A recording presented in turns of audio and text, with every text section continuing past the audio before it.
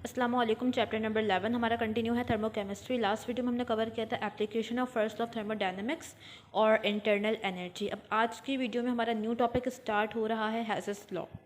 हेज़ेस law का हमने introduction देखना है, स्टेटमेंट देखनी है, इसकी एक्सप्लेनेशन कवर करनी है और इस टॉपिक से रिलेटेड न्यूमेरिकल्स भी हैं जो कि एग्जाम्स में आते हैं और इम्पॉर्टेंट हैं, तो उसको हमने कवर करना है। आज की वीडियो में हम इसका इंट्रोडक्शन, स्टेटमेंट और एक्सप्लेनेशन देखेंगे। न्यूमेरिकल्स हम फिर नेक्स्ट वीडियो में कवर करेंगे। ये जो टॉपिक है ये रिलेटेड है चेंज इन एंथैल्पी से, ठीक है, एंथैल्पी से रिलेटेड ये टॉपिक है। अब हमारे पास जितने भी रिएक्शंस होते हैं, हमने पहले भी बात की है कि वहाँ पर कुछ अमाउंट ऑफ हीट रिलीज़ होती है, कुछ अमाउंट ऑफ हीट यूज़ हो रही होती है। और जब भी हम बात करते हैं एंडोथर्मिक या फिर एक्सोथर्मिक रिएक्शन की, वहाँ पर हम बात करते हैं नेट एंथैल्पी चेंज, ठीक है, नेट चेंज की बात कर रहे होते हैं। और ये एंथैल्पी चेंज हमें मेजर करना होता है ताकि हमें पता चल सके कि कितने अमाउंट हीट की रिलीज़ हो रही है, यूज़ हो रही है। इसको मेजर करने के लिए हमारे पास एक डिवाइस होती है कैलोरी मीटर। कैलोरी मीटर इस चीज़ को मेजर करता है। तो हम एंथैल्पी चेंज को कैलोरी मेट्रिक मेथड के थ्रू मेजर कर सकते हैं। लेकिन ये जो मेथड ये कुछ रिएक्शंस के लिए काम करता है, कुछ रिएक्शंस के लिए मेथड काम नहीं करता। मतलब कुछ रिएक्शंस की चेंज इन एंथैल्पी हम इस मेथड के थ्रू मेजर नहीं कर सकते। वो रिएक्शंस जो बहुत ज़्यादा फास्ट होते हैं या फिर बहुत ज़्यादा स्लो होते हैं, वहाँ पर ये मेथड काम नहीं करता। जैसे कि हमारे पास एक रिएक्शन है जहाँ पर ग्रेफाइट बर्न हो रहा है in the presence of oxygen और ये बना रहा है कार्बन डाइऑक्साइड। इस रिएक्शन की चेंज इन एंथैल्पी हम इजीली कैलोरीमेट्रिक मेथड के थ्रू मेजर कर सकते हैं। इसका डेल्टा एच कितना आएगा? -393.5 किलो जूल पर मोल, ठीक है। ये चेंज इन एंथैल्पी इस रिएक्शन के लिए है। ये माइनस साइन हमें बता रहा है कि ये जो रिएक्शन है ये एक्सोथर्मिक रिएक्शन है, ठीक है।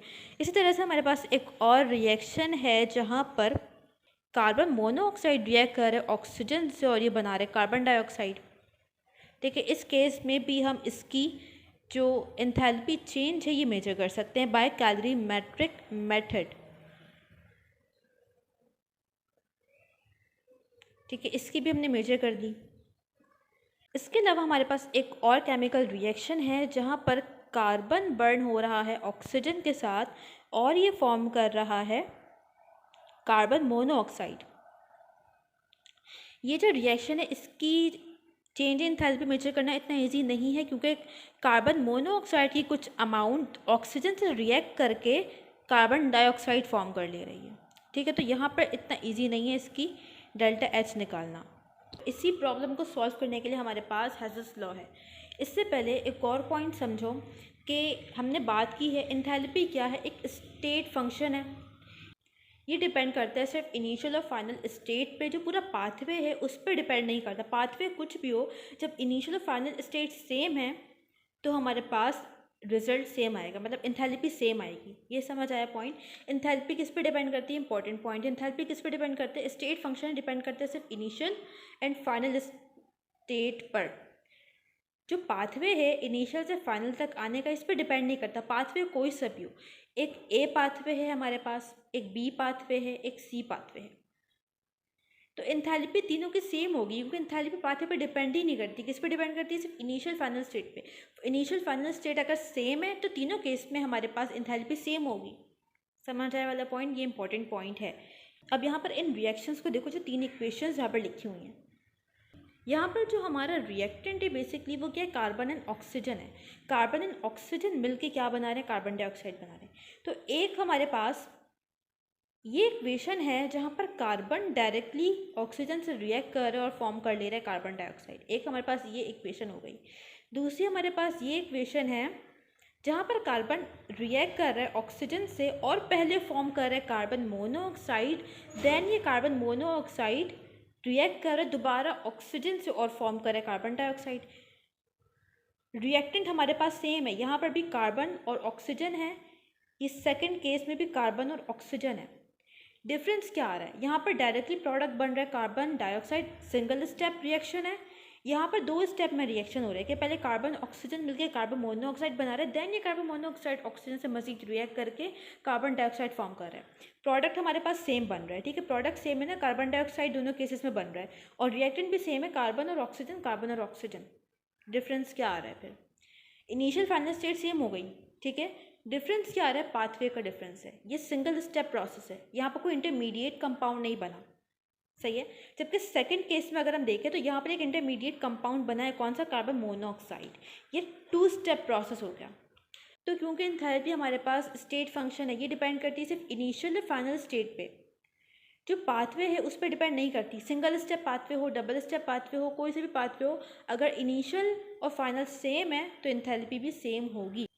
अब यहाँ पे एंथैल्पी हम कैसे निकालेंगे, इसकी एंथैल्पी क्या होगी, ये हम आगे डिस्कस करेंगे। अभी बस जो पॉइंट्स बताए हैं वो इंपॉर्टेंट है, उनको समझो और याद रखो। तो अब हम पढ़ने जा रहे हैं इंट्रोडक्शन और स्टेटमेंट हेसेस लॉ का। इंट्रोडक्शन में क्या है? Given by G.H. Hess in 1840। Statement पढ़ते हैं। If a chemical reaction is brought about in more than one pathway, the net enthalpy change is the same provided that initial and final state are the same.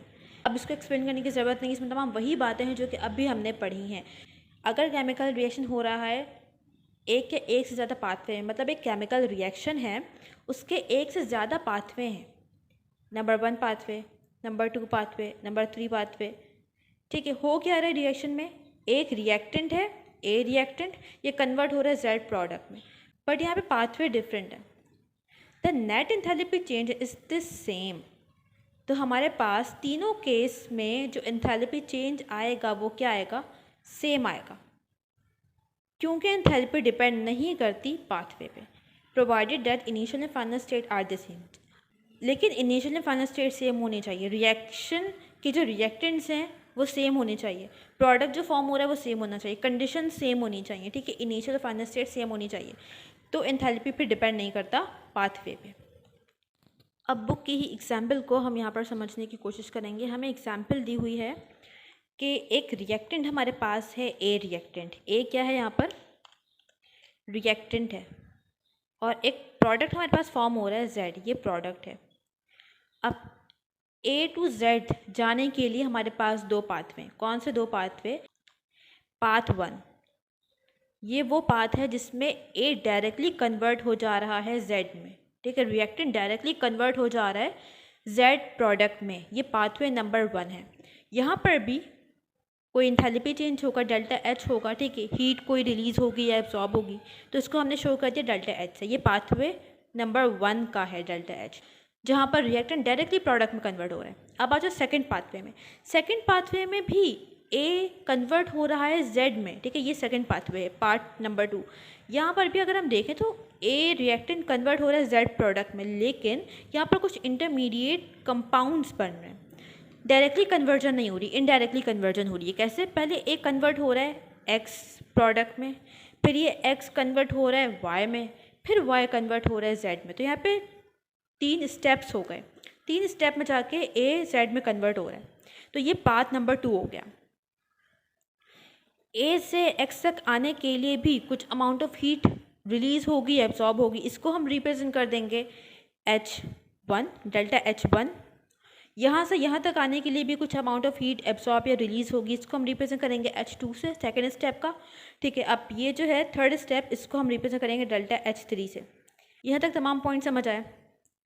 Pathway number 1, path number 1 क्या है? जहाँ पे ए directly convert हो रहा है Z में, इसको हमने इस तरह से लिख दिया, और यहाँ पे delta H amount of heat absorb या रिलीज हो रही है, ठीक है। अब पार्ट 2 क्या है? यहाँ पे ए कन्वर्ट हो रहा है एक्स में with enthalpy change delta H1, x convert हो रहा है वाई में, एंथैल्पी चेंज डेल्टा H2, फिर वाई कन्वर्ट हो रहा है जेड में, एंथैल्पी चेंज H3।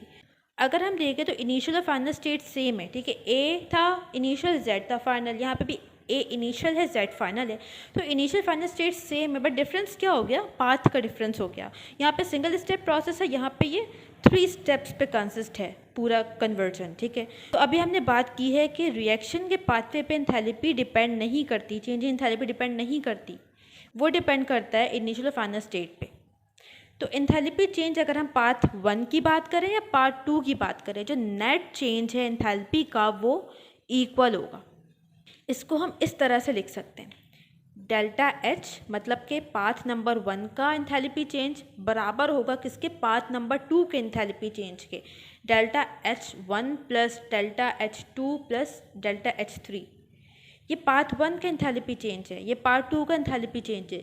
दोनों पाथ का एंथैल्पी चेंज इक्वल होगा, क्योंकि एंथैल्पी चेंज पाथ पे डिपेंड ही नहीं करता। ठीक है, तो यहाँ पे हमने इस तरह से इसको लिख लिया। हैसेस तो हमारे यहाँ पे कंप्लीट हो गया है। इसके न्यूमेरिकल पार्ट रहता है जो कि हम नेक्स्ट वीडियो में कवर करेंगे। अभी कुछ डेफिनेशंस हैं जिसको हम डिस्कस करने जा रहे हैं।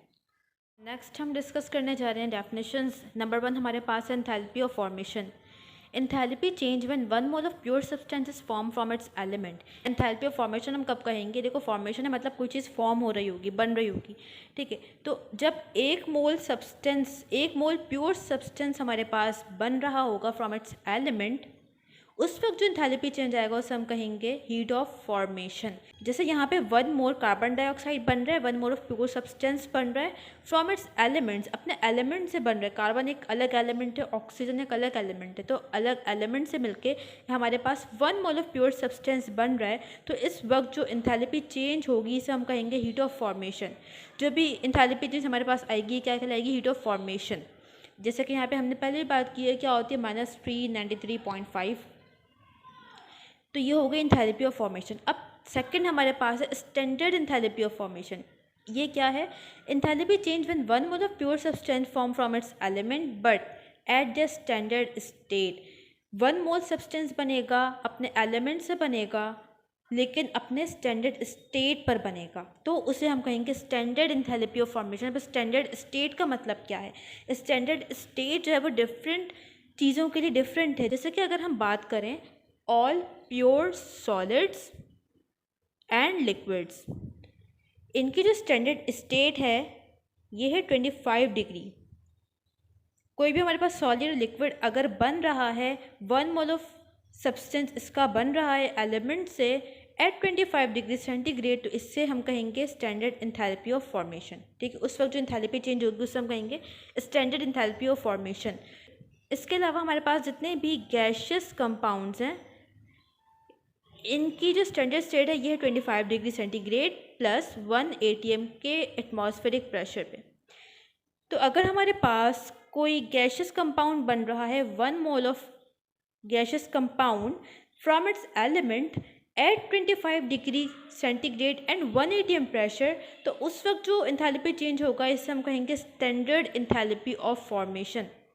सॉल्यूशन की अगर हम बात करेंगे तो वहाँ पर हमारे पास 25 degree centigrade and 1 molar concentration हो जाएगा। और जितने भी हमारे पास एलिमेंट्स, ऑल एलिमेंट्स अगर हैं तो 25 डिग्री सेंटीग्रेड एंड 1 atm का प्रेशर। ये स्टैंडर्ड स्टेट हैं डिफरेंट चीज़ों की। नेक्स्ट हमारी लास्ट डेफिनेशन है standard enthalpy of reaction. Enthalpy absorb evolve when fix number of mole of reactant are completely react to form product with the condition that all the reactant products are in standard state.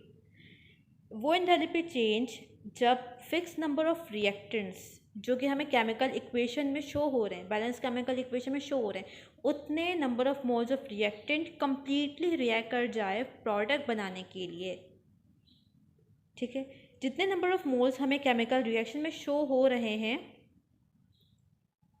उतने number of moles completely react कर जाएं और product form कर लें with the condition that all the reactant product are in standard state. और जो reactant product की state है वो स्टैंडर्ड स्टेट में होनी चाहिए। अभी जो हमने बात की कि गैशियस है तो 25 डिग्री और 1 atm का प्रेशर होगा, और जितने सॉलिड लिक्विड है वहाँ पे 25 डिग्री का टेम्परेचर होगा। अपने स्टैंडर्ड स्टेट पे उस वक्त जो हीट एब्सॉर्ब इवॉल्व होगी उसे हम कहेंगे स्टैंडर्ड एंथैल्पी ऑफ रिएक्शन। इसको हम रिप्रेजेंट करते हैं डेल्टा एच और इस पर हम स्मॉल सा सर्कल बनाते हैं। अब इसका हमारे पास एक फॉर्मूला है डेल्टा एच, ठीक है, heat standard enthalpy of reaction is equals to summation of NP heat of formation of product. NP क्या है? Number of moles of product, ठीक है, उनका समेशन, उनका सम करके, माइनस NR, ठीक है, number of moles of reactant, जितने number of moles of reactant है उसको हमने ऐड कर लेना है, और heat of formation of reactant.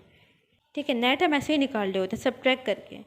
तो इस तरह से हमारे पास स्टैंडर्ड एंथैल्पी ऑफ रिएक्शन आएगा। इससे रिलेटेड न्यूमेरिकल्स भी हैं जो कि हम नेक्स्ट वीडियो में कवर करेंगे।